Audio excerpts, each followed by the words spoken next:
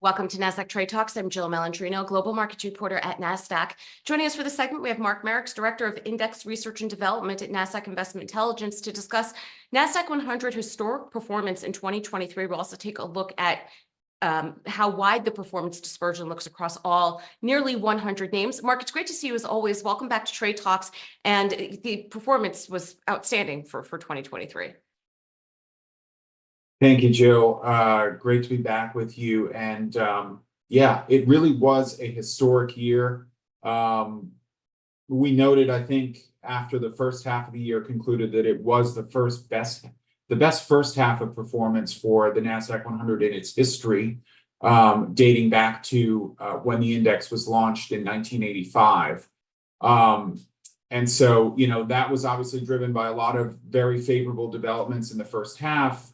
The sort of broad realization that generative AI was this new exciting technology that had the ability to be a real secular growth driver for tech and big tech going forward. But there were obviously some macroeconomic overhangs that stayed with us, that popped up through most of 3Q.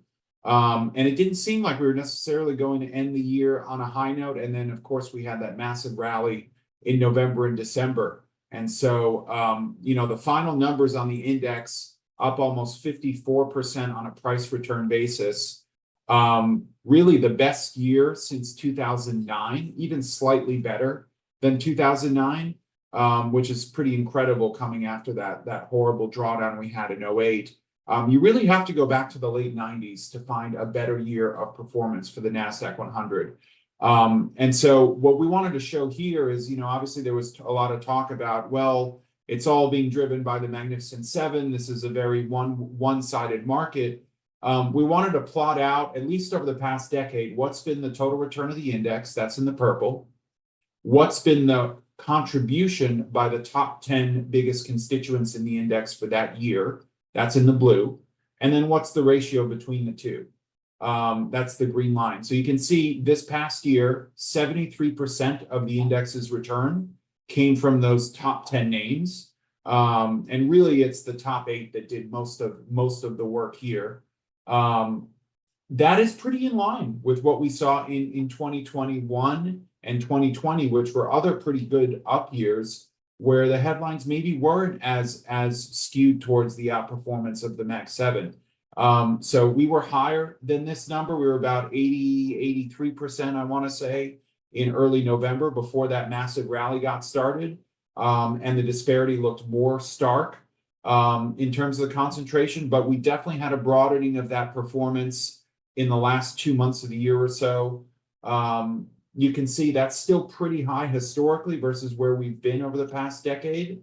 2015 is the only year where we had a higher contribution ratio.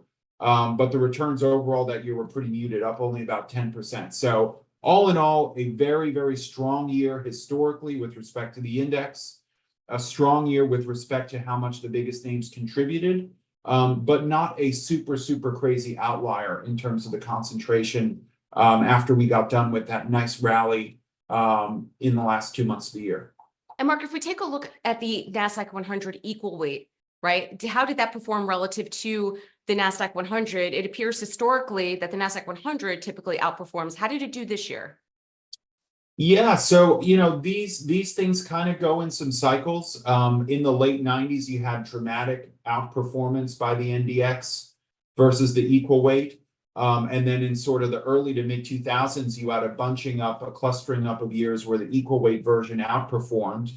And so what you see here on this chart is that, a lot of the recent years, look at it, it's 6 out of the last 7, 8 out of the last 9 years, the equal weighted index has underperformed the NDX. The outperformance that we saw in a down year in 2022 of about 8%, that was pretty historic. That was the biggest outperformance for the equal weight in about 20 years. But, 2023 was really just kind of magnifying the story that we've seen over the last, 6 to 8 years, which is that those biggest names really, if they're not driving all the return, they are certainly driving a lot of the outperformance. And it's the other big names as well that are driving the outperformance, not just the Mag 7, but those names in kind of the top 20 or 30 or so of the index that are driving the outperformance versus equal weight. That's a massive, massive gap of over 20% underperformance by equal weight in 2023. Not a shabby year by any stretch, up almost 33% for the year, the equal weight was.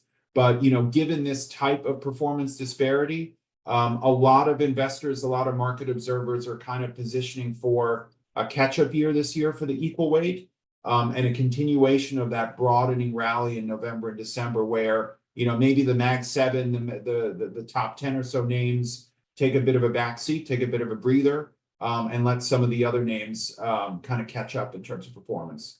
And finally, Mark, if we take a look at dispersion here, the Mag 7 versus the rest of the index, tell us about the performance, some of the trends that you noticed there. Yeah, so I mean, there's a lot of different things you can say about this chart. This is all 100 or so constituents that cycled through the index over the course of last year. And the first thing I want to point out is that, at least from my perspective, it's not the Mag 7 anymore. It's the Mag 8, or maybe we need to choose a different verb or a different adjective there. But Broadcom had an absolute blockbuster year, up just over 100%, and that constituent's been weighted more highly than Tesla recently. Broadcom, a massive player in the semiconductor space. So when you look at the Mag 7 plus Broadcom, those 8 names were up 111% on average in 2023. All other names in the index were up only 27% on average. And what I've highlighted here is, you know, the green are sort of the names that are up about 100% for the year. So 4 out of the 8 names at the very top, up 100% or more. And Amazon was up 80. Microsoft and Alphabet were up 60 apiece, not shabby at all, right? There's only a handful of names in the rest of the 100 in the index that approached anything like that in terms of returns. And you can see where all the red is concentrated, right? There weren't a ton of names that ended in the red, but they did tend to mostly cluster towards the very back end of the index. The smaller names in sort of the healthcare space, like Illumina and Moderna, had pretty rough years. Biotech and healthcare in general had a very tough 2023 up until the very end there. Also, some of the renewable energy names and the adjacent names in energy transition, like Enphase, like the other EV names, Lucid and Rivian, they had tough 2023s ending in the red. But basically, the story here is you draw that trend line from the biggest names all the way down. You can see that downward slope, basically, to say, look, the smaller you got throughout the market cap spectrum, the weaker the performance was throughout the year, despite that catch up at the end. And that I think is the big question mark in terms of forecasts and prognostications for this year is, do we see the catch up for those smaller names extending into kind of mid cap and small cap growth and tech, to see if, you know, this broadening rally really does have staying power for a little bit more than a couple months. All right, Mark, appreciate the insight as always. Thanks for joining us on Trade Talks. I'm Jill Malandrino, Global Markets Reporter at Nasdaq.